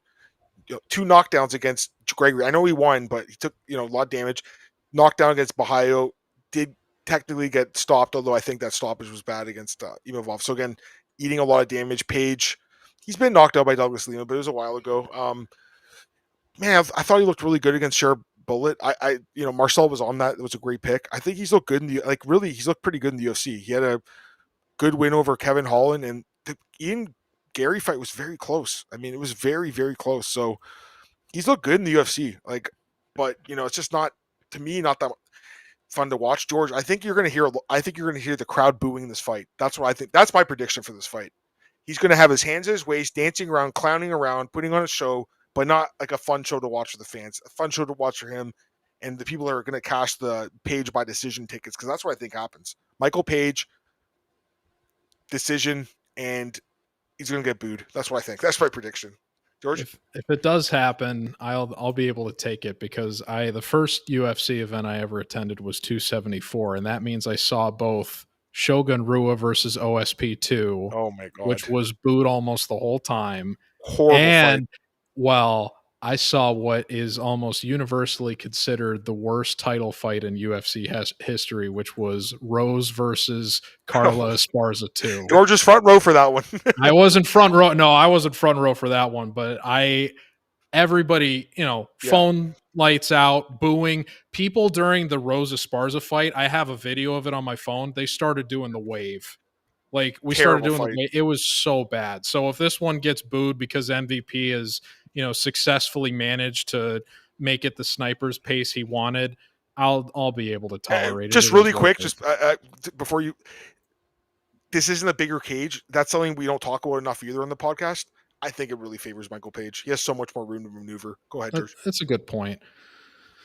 But man, you couldn't give us the hat trick on consensus. Oh, you're doing it too. Come on, I wanted to, man. I love Jared. I can't do it. I've been against Cannonier in pretty much all of his recent fight. I mean, I didn't think he was going to beat Izzy, but Izzy was like a minus 500 favorite. I thought Izzy was going to finish him. That didn't end up happening. I think that's an interesting fight to consider relative to this fight, just because Izzy's got a similar physical profile and style to a certain extent to what MVP does. But I was super confident in Marvin Vettori against Cannonier, and that ended up going totally off the rails. I thought the fight was going to go over for the Imavov Cannonier fight. That didn't end up happening. I even thought Strickland was going to beat Cannonier when they fought. That didn't end up happening. That fight could have gone either way. It could have. It was one of the. I think that's the most difficult fight to score that I've seen in the last 3 years. In the split decision, it was 3 different 49-46s, and none of the judges had any agreement on any of the rounds. It was pretty crazy. But I was confident in Baralho. He got it done, but that's the only time I've ever faded Cannonier where it's worked out, because I thought Rodriguez was going to knock him out. Like you said, first round looked great, didn't end up going through. And Cannonier came back and he looked great. I will say, I thought RoboCop was winning that third round up until he got clipped in the last minute, and then Cannonier totally turned the round around in his favorite. So I think it was a little bit closer than people remember, just because of the finish, because he came out of the corner for round 4 and he was done. But Cannonier is just more battle tested, and I think you can make a very good case. Is this the toughest striking matchup that MVP has had in his entire career? Douglas Lima, I think in his prime, was a really good one too. He knocked him out. So, but yeah, this is definitely, it's one of his hardest fights for sure. And this guy, Jared's way better than Sherrod Bullet, who Marcel still thinks. You actually kind of look like Sherrod Bullet right now. Right now, Marcel, I looked over there. You kind of look like him with, well, you don't have a fake eye, but your beard. I really feel like you need some new glasses, my friend. I do. I actually am due for George, but my benefits are gonna. I have benefits at work, so they're resetting soon. I get a new pair. I'm getting the Ray-Ban ones with like the camera inside of them. Nice. I'm gonna start taking videos of like my sports and stuff. He finally can make those videos when he visits those brothels, right? POV. Like the POV section, Marcel, that you love. That's gonna be me. You're gonna see my videos online soon. So, all right, let's get back to the car. I know. Anyway, I think that this is like the way that Cannonier's been winning all these fights is that he kind of I don't want to compare him to Peter Yan, but it's kind of the thing where he starts slow, figures out what he wants to do in that first round, and then really turns up the volume in the last 10 minutes or 20 minutes, whatever.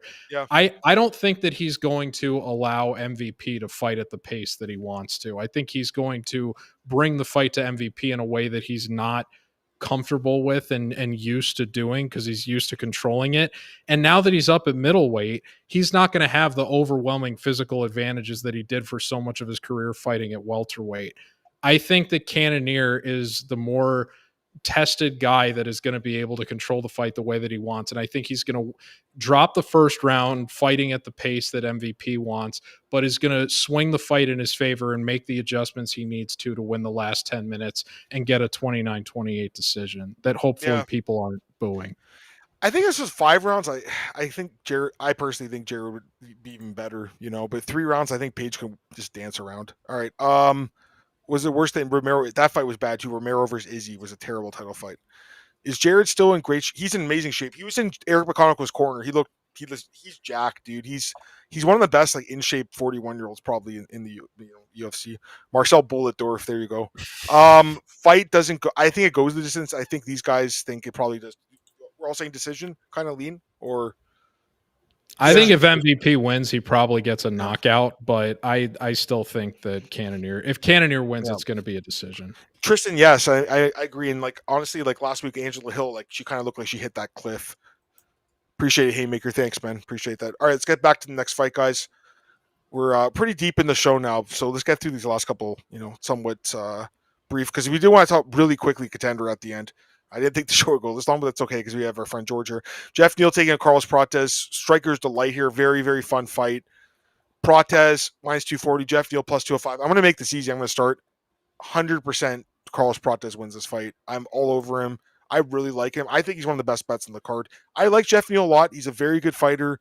He's a good striker, but I think Prates is the real deal. Honestly, like, yeah, he didn't have the best performance against Ian Machado Gary, but man, that 5th round showed that he has that dong in him.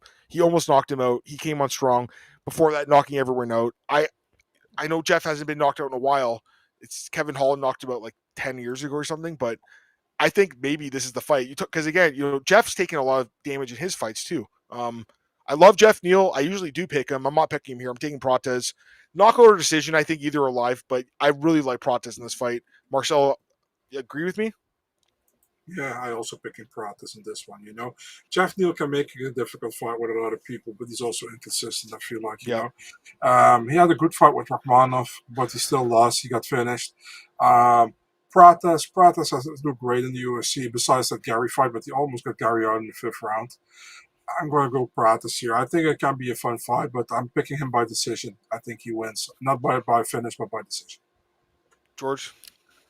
I do think the line is a little bit wide. I'm not going to be comfortable betting Prates at 2-1. So I do think Neal's being disrespected a little bit in that regard. But my gut says that this is, they've got Prates in a featured bout on a pay-per-view. Promotional incentive, right? Yeah. They want if Prates. I don't think Neal's. I think Neal's been knocked out once, and it was like very early in his career. Like Kevin Holland. 10 years ago. Yeah. If Prates were the first guy in a UFC fight to knock him out and to do it on a pay-per-view, that would be a big boost to his stock. And that's what I'm hoping happens. I wouldn't be surprised if it goes the distance. I do think Prates wins, but I wish it was a better price than this. But I can understand the hype around Prates making the line. Oh, yeah. And someone mentioned the steakhouse thing. Geoff talked to James. He still works at Moxie's. I mean, he likes it, but to me it's a little weird that a guy that's top 10 in the sport is serving dinner. I think it's a little weird. It kind of says something about MMA, to me. I don't know what you guys think, but it's like, I know he likes the job. Geoff's an awesome guy. I'm sure he's the best server ever, but like, he shouldn't have to have another job, doing that. But he doesn't fight that often. He fights once a year, So, all right, let's get to the next fight here, guys. We have co-main event, and this one's interesting. Aaron Pico making his UFC debut against Lerone Murphy. And odds for this one are interesting as well, guys. For this fight, we actually have the UFC newcomer Aaron Pico as minus 140 favorite and a plus 120 dog on Murphy. I'll start with you, Marcel. So, this fight, I'm not really that high on Pico at all. I think Pico is a decent fighter. He never fought for a belt in Bellator. Yet against almost every top guy in Bellator he fought, he didn't do very well, in my opinion. He is a fun fighter, I give him that. I think he is talented, but the UFC hypes him up like this next level prospect. They even give him like, how do you say that, an advertisement, last card, for the Murphy fight. And they would never do that if it was Murphy against somebody else. They wanted to introduce Pico. So I think Pico is okay, but Murphy has proved more in the UFC so far, although I think Murphy has been lucky in his fights against, for example, Tukhugov and against, what's his name? Gabriel Santos. You think Tukhugov's been robbed by like the judges a bunch of times? Yeah, he actually did. For real. Against Murphy and also against Brenner, in my opinion. But hey, it is what it is. But I think he's showing in this last fight that he looked pretty good. Although I think he had a very difficult first round against Dan Ige, I remember, but then he Yeah, won. And against yeah, Emmett, he looked pretty good, I think. So yeah. I'm picking Murphy, not by finish. Definitely goes to distance decision. George? Yeah, as a policy, I never bet fights with debutantes. I always let them get at least one UFC fight under their belt before I try to figure out if they're gonna win or lose their next matchup and all the ones after that. So I don't have a lot to say about Pico. I will say it is I don't really get why the line is the way that it is, given what we've seen from Murphy so far. I mean, even if you want to complain about the guy's style, it's not like the guy is losing close fights other than the one that I'm forgetting the name of the Brazilian guy you just mentioned that a lot of people said he Gabriel got rocked. Santos. I Yeah, thought he lost Gabriel that fight. Santos. That guy's Well, really good, by the way. The Guy's funny thing awesome. is that was a short notice debut against, and this is the Yeah. same circumstances. And I wonder if that's why people are kind of blindly bet is like, oh, Murphy should have lost that one to a short notice debutant that has, I mean, Santos has had a pretty good run in the UFC since that happened, in fairness to him.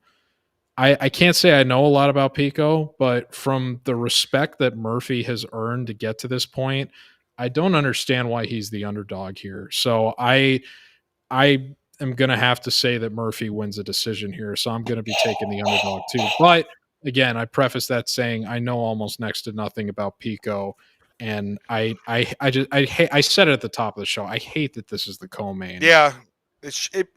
Honestly, it probably should have been Prates. That would make more sense, if anything, because he's so popular. This one's tough. This is a tough one, guys. Because the thing is, like, I think Pico is kind of overrated. I mean, I've watched his whole career in Bellator.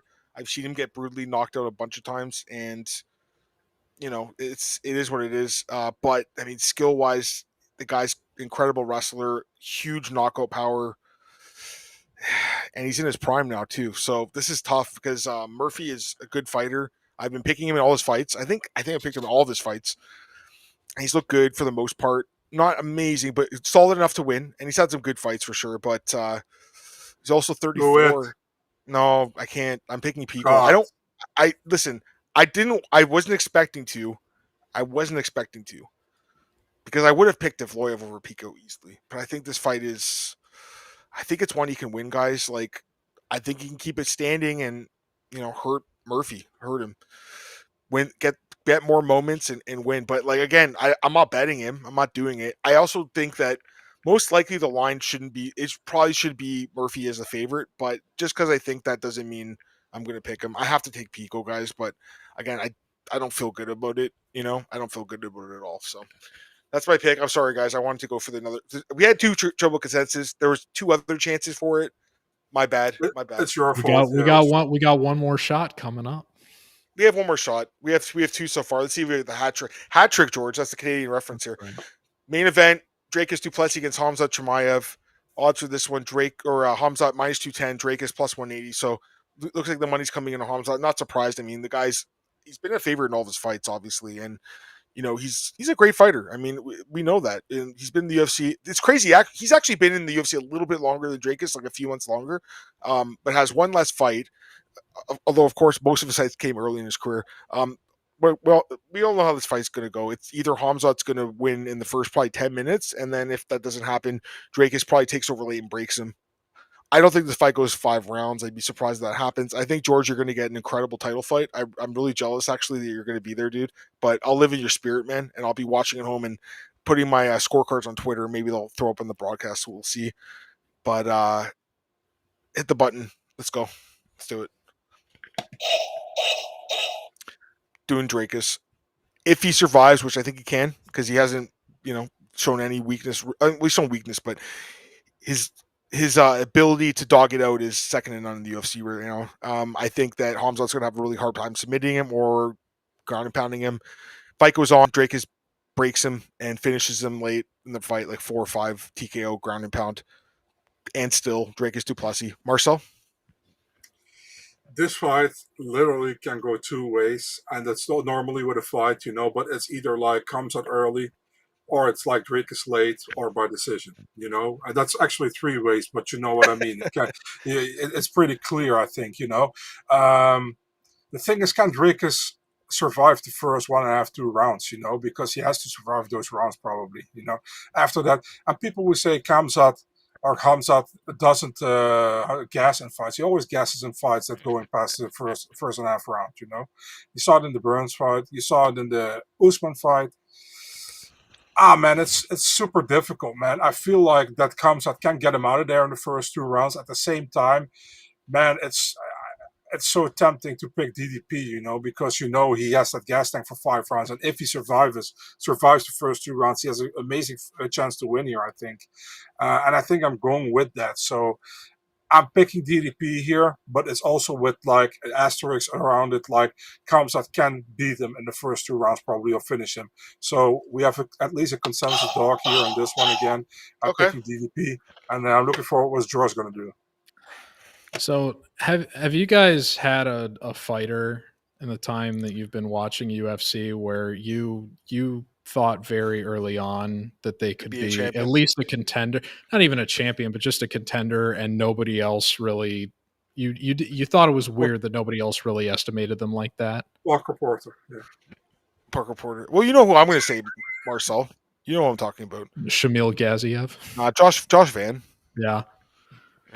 You know what? It's crazy. I remember the first time that you talked about him on this podcast. And I remember thinking, like, that's a name that I need to keep an eye on. Because he might win the title, man, by the end of the year. It's crazy. It's pretty good. It is unbelievable the run that guy has had since losing to Charles Johnson. I had him in my parlay. I can't believe that parlay died. First night I picked him, and it cost me so badly at UFC Denver. That was crazy. But, man, I remember running the tape on Drakkar when he was supposed to fight Kelvin Gastelum, and he was an underdog against Gastelum. And I remember thinking, why is this guy not favored to beat Kelvin? Like, I think this guy is so good. And then I picked him against Tavares, and I have picked him in every single fight since his last 7 fights, including against Whitaker when he was a plus 300. The breakdown that I did for him to beat Whitaker on my show, the MMA Racks Pod, is my favorite breakdown that I've ever done, because I compared his style. I called it the style of the muddy waters, because he said, you're going to get tired and I'm going to get tired and we're going to be fighting in a river of shit, but I am more used to fighting in a river of shit than you are, and I'm going to come out the better man. And it feels like he's done that to almost everybody that he's fought. And so he's one of my favorite guys, and I'm going to be rooting for him at UFC 319. I'm going to be so happy if he wins and pulls it, because I think this would do unbelievable for his stock among casual fans. I remember the first time that I watched Chimaev fight live. I was at a bar that I used to go to in Miami to watch all the pay-per-views, and I'll never forget. It was when he fought Gilbert Burns. And I went to that bar for like not almost every, but a ton of pay-per-views after. This was the first time I went to the bar, though. And I'm telling you, when Khamzat, when he started his walkout and he was getting ready to fight Burns, I have never seen a bigger crowd in that place. Like, it was like a bunch of like Muslim fans from around the world swarmed the bar, and everybody was cheering for Khamzat. I don't think people understand how much of a star profile this guy has. Globally, outside of the United States. I think that the winner of this fight is going to get such an enormous boost to their profile among casual fans. This is a star-making event that we're going to be watching, I'll say, and I'm so looking forward to it. And I want Drakkar to get it because I've backed the guy so much since I started doing this. But I think Khamzat is inevitable, man. I don't think that Drakkar has been tested in the wrestling against any of the guys that he's fought on the way up to this point, the way that he's going to get pushed by Chimaev here, which is a similar thing that I thought when Whitaker was fighting him, was that Whitaker is just not going to be used to the force of nature that is coming at him in this case. And while I totally agree that if this gets past, I would say the 15-minute mark, he's probably going to get finished inside the distance before we get to the end of the 5th round. I'm not even totally convinced that he's not going to have anything for Dricus if this gets to round 3 and he's up 2-0. If you're picking Khamzat, you're picking him to probably get a finish inside the first 2 rounds. And that's what I expect to happen. I think he is going to get probably a submission. I want Dricus to win, and this is kind of an emotional hedge for me because if Khamzat wins, I get to say, "Oh, I predicted the fight correctly." But if Dricus wins, one of my favorite fighters gets it done. Yep. But Chimaev the guy's inevitable, man. I think the only guy that has a legitimate shot to really, really beat him is probably going to be Fluffy, which is why he's getting flown into there for Chicago next week. He'll be there, and I wonder if he does enter the octagon and they do a face-off. By the way, I just think it's really interesting that, like, you know, I mentioned Van, you said Khamzat. I went against Van, my guy, in the last fight. I just thought the step up, and he ends up winning. Maybe this thing's going to happen to you, George. You're going to be like, fuck, I should just went with my guy. Anyways, that was a lot of fun. Thank you so much, man. By the way, Ty, appreciate it, man. Let's finish the... All right, that's it. That's it for the picks. Let me just really recap them fast, Marcel. Do you want me to do that? Yeah, if you can. Yeah, sure. All right, so starting from the bottom and working our way up here, guys. We had a consensus triple consensus dog pick on Dione Barboza. We all picked Bryan Battle. We had a triple consensus dog on Drakkar Klose. We all picked Chase Hooper. MMA Rax and me picked Loopy. Marcel took Andrade as a dog. We all took Oleksiejczuk. We all took Oleksiejczuk as a favorite. We all took Diego Ferreira as a favorite. Marcel and I took Asakura. George took Tim as a dog. I took Paige. George and Marcel took Cannonier as a dog. We all took Prates. I took Pico, and they both took Murphy. Marcel and I had a consensus dog for the hosts on Duplessis, and George took Hamza, and he's going to regret it. And I was joking. We'll see what happens. Dude, thanks again for coming on. Marcel, do you want to talk about Contender for 5 minutes, or you want to? Yeah, why not? Yeah, we promised it to the people. So I want to do this really quick, guys, because it is like 11 o'clock. I know it's 5 a.m. for Marcel, and I'm starving, so I still haven't eaten anything. Let's go through it really quick, guys. I don't know if George, have you had a chance to kind of look at the fights? Not much, but I mean, I'm down. You do watch, right? Of course, it's what else is on a Tuesday? I know. Night? So I got my kids' soccer at 6 o'clock, and the Contender starts at 7 this week. So I'm as soon as the soccer ends, I'm running home and I'm watching. I'm not missing a fight. Fuck that. I'm not missing it. If I have to leave her soccer, hey, you're leaving soccer early. We're watching the Contender series. All right, let's go through the fights really quick. Yuri Panfarov against Chris Ewert. That was the guy who missed weight, and the UFC cut him, and they gave him a fight again. Chris Ewert's the favorite here, Marcel, minus 150, and Yuri's plus 120. Any quick thoughts on this, Marcel? Yeah, I would say Ewert should be able to win this fight, man. But, yeah. Any quick thoughts, George? Really quick? Not for this one. I just identified one I'm going to have thoughts on, though. Fair enough. I do think it's interesting they signed this guy after, or they didn't sign him yet, but he's getting another shot after the miss, but we'll see. Next fight's interesting. We got George Mangos, the Australian guy, against Radley De Silva, who's a Canadian guy. James interviewed him, which is cool. It's a pick 'em fight. I'm hoping the Canadian guy wins. I don't like betting Contender series personally. I think that there's just so much volatility with these fights. Unless you're, getting a crazy price on someone that you have a really good read on from watching all their regional tape, I think there's a lot of upsets, George. You see it every year. Oh yeah. I'm hoping De Silva wins. That's all I'll say. Quickly, Marcel, pick. Yeah, I mean, if you have a Canadian Contender series, you're probably losing. So I'm going with George Mangos here. By the way, I think if he wins, they're going to throw him on Vancouver. They have to. I would imagine. And big George, age gap in this one, 9 years. George, I'm seeing. You're taking George, right? I'm assuming. It's hard to pick against that name, I know. Sorry, with apologies to Canada. Fair enough. Next fight here, Baysangur Susurkayev against Murtaza Tala Ali, who fought in Contender last year. Minus 300 for Baysangur, and I'm sorry, I'm fucking his name up, guys. And then Murtaza plus 240. Marcel, really quick on this one. Yeah, Baysangur Susurkayev takes this fight on short notice, right? Because Taya was supposed to fight Damian Pinas. Great name. I'm picking I'm picking Susurkayev here, man. I'm not really high on Taya at all. I wasn't impressed by him against Bellato last year. I'm picking Baysangur here.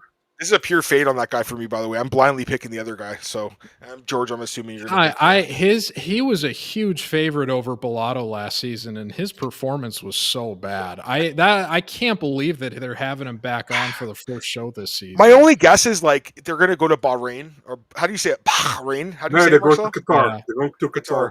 Marcel, say Bahrain. Probably. I think he's at the same gym. He's at the same gym as Gaziv. Yeah, he's there. And who's the other guy that's there? Well, they cut Gazi Azulov. They cut that guy. That guy's terrible. Another contender series guy that was minus 1,000, and I think that fight with Medina is why. Who would have guessed Medina would be in the UFC longer than Gazi Azulov? It's crazy. All right, Ty Miller minus 185, Jimmy Drago plus 155. I am familiar with Jimmy because he fought in Maverick MMA, which we used to show them on Spectation Sports, so I'm a little familiar with him. Marcel, any quick thoughts on this one? Not really, man. To be really fair, this is one I have no idea. To be really honest, if you put a gun to my head and say who you pick, probably Ty Miller, but I'm not sure. Hey, any quick thoughts, George? I got nothing. Yeah. No, the other thing is, I was going to say, so I went through all the fights they've been announced. I would say like more than half are LFA fighters. Like it's almost like an LFA showcase. So that's another fighter here from LFA. And then the main event, I guess, right? It's the main event, I think. Ilian Bufia against Nies Santana. Again, apologies for the names butchered, but any quick thoughts, Marcel? Yeah, Bufia is a French guy. He fought Marcel? George? He froze. Oh, no. It's all good. We're at the end anyways. Do you have any thoughts on this one? I don't. Oh, there he is. Oh, he's back. That wasn't me this time. That was you. What was? Your internet dropped out for like 10 seconds. Oh, okay. No worries. Well, like I said, I wasn't sure. I'm probably picking the Nimia Santana guy to win. Oh, he's the underdog, so there you go. Anyway, I don't have a thought. I gotta be honest. Wasn't that woman that Eunice Dubin knocked out last year an LFA champion when she fought on Contender Series? Shannon Clark, is that her name? Yeah, she's Canadian too. I've been a little skeptical of that promotion since that happened. So LFA, it's interesting they would push LFA after that. The biggest I think upset the problem is the UFC's taking all their talent, right? That's the problem with it. So you're having a lot of guys, mid fighters. Anyways. True also like Santana's a dog. Anyways, I think that's it, guys. We're at an hour 40. I want to get out of here. So, George, appreciate you, man. Really quick, plug your thing.